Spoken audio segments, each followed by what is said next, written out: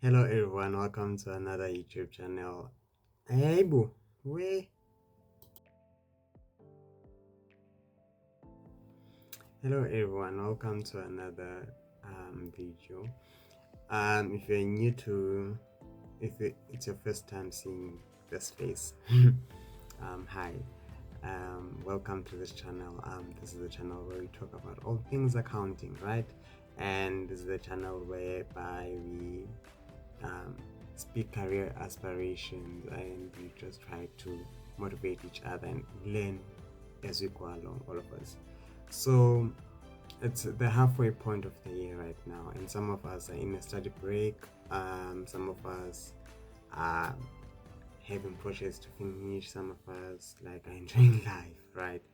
Um, so I just wanted to remind everyone that, especially if you're in the fourth year, you're doing a postgrad, you're in third year, you're just finishing your degree, or you're in matric, that this is the best time for you to start thinking about your next step. It's a very important step, and it's a very draining step. It's just how do I know this? Because it's currently what I'm doing, and it's great. I feel like it's draining my energy. There's a lot of things right now as a third year student that I could be doing, but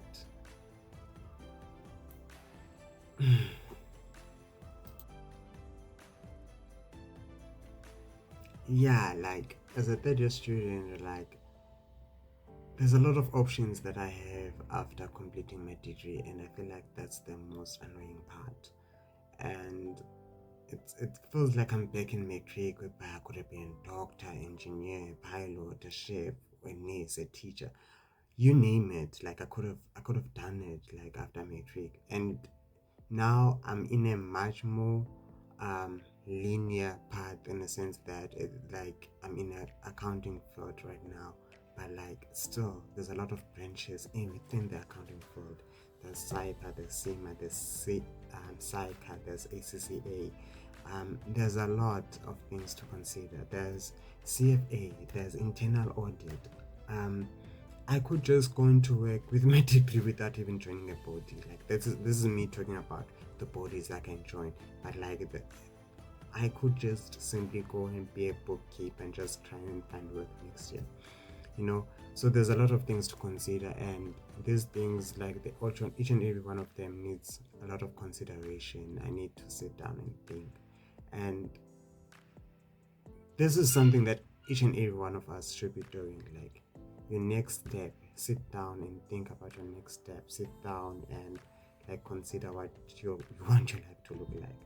I know this channel was all about becoming an SSA member, but with all the thinking that I've been doing and how things have been happening in the first semester, I'm now realizing that I actually have to reevaluate that.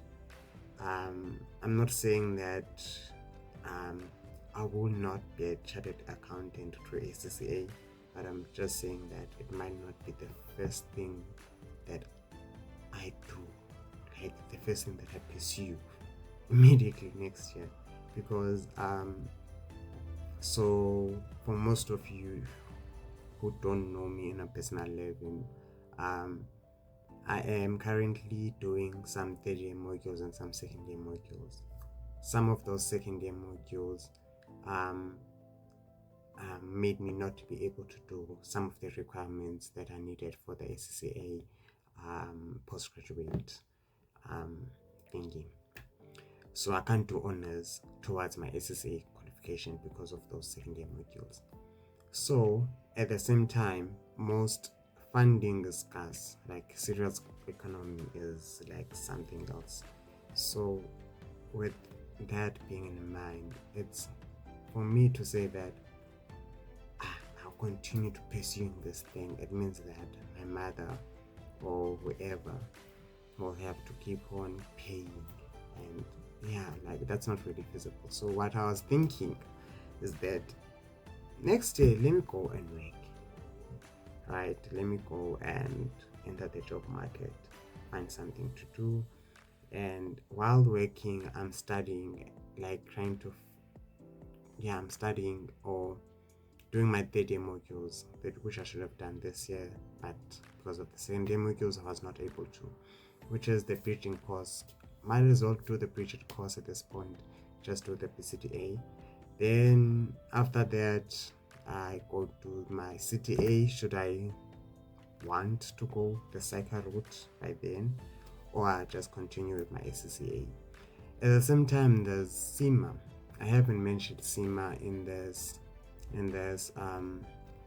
channel, whereby I could qualify as a CGMA, which is basically a chartered management accountant, right?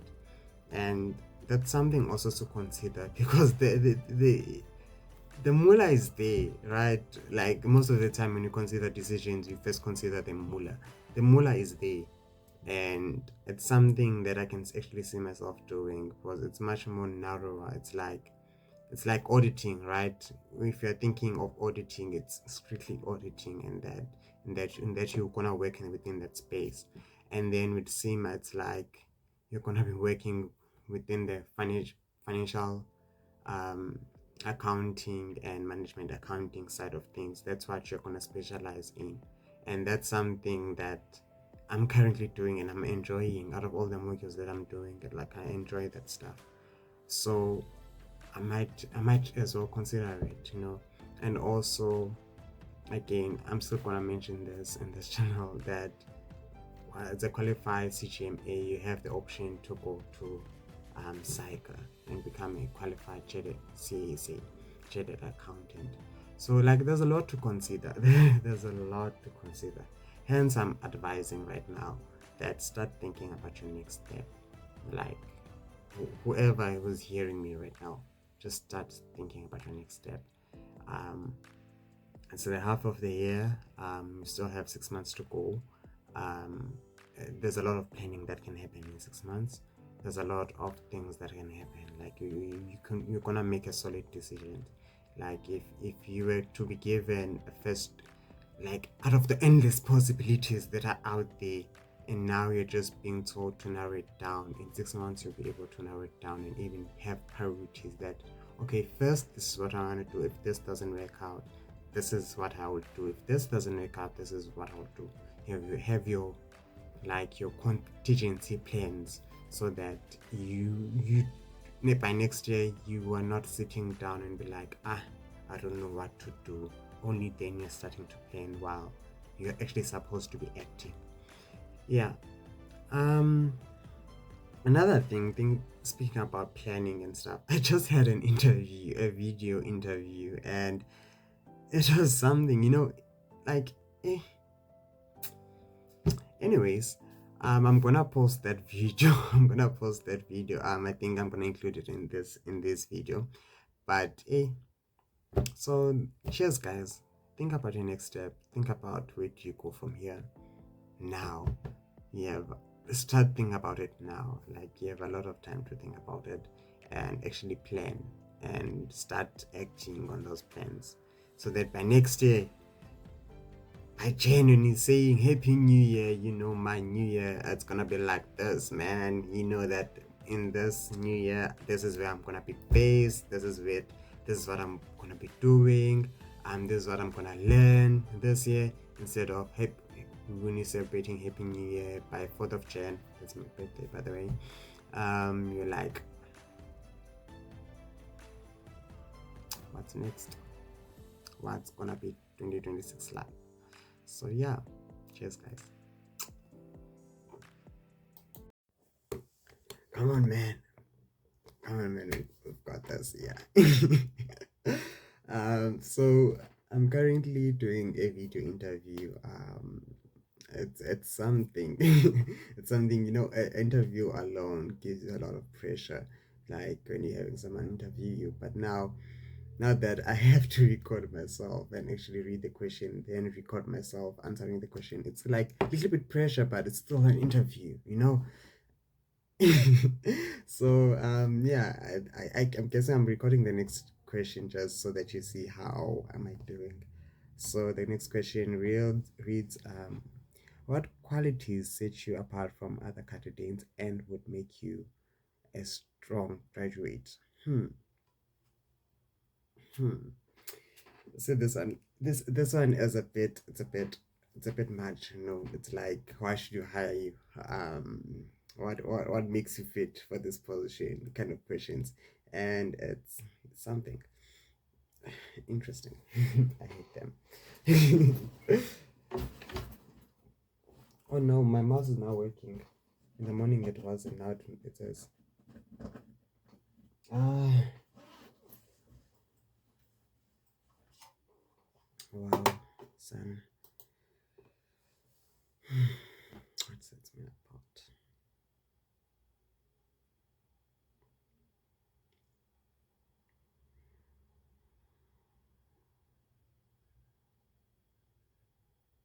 So I guess what really sets me apart, it's how I look at challenges, right? It's how I think of challenges. A challenge, most people would think that a challenge is there to actually put them down into the ground and actually drill them down. But I believe that a challenge is not necessarily there to um, make me fail, but rather to make me better, actually, so that I can be able to actually train me. It trains me to so that I can be able to deal with other things that may come along down the line. So that's basically what the major point that I feel like it sets me apart. It's how I think of a challenge, and also how I relate with people. I understand that most people don't see things the same, and that's not a bad thing. That's actually a good thing. It helps us. It means that um, the different point of views could actually help us to get the thing that we're trying to do in a much more better way, or trying to tackle it in a way that is out of the box that other people don't wouldn't necessarily think of it. So also, I believe that each and every one of us has something to offer. So in a team, I give each and everyone a chance to actually voice out what they want to voice out, and not always think that my beliefs are the best. So I guess what really sets me apart is how I look at I'm not recording challenges, that right? It's again. How I think of challenges. A challenge. Nah, I'm not recording that again. I never answered these questions well. Save my answer. I'm not gonna record the other one, so we'll make a summary of this. It's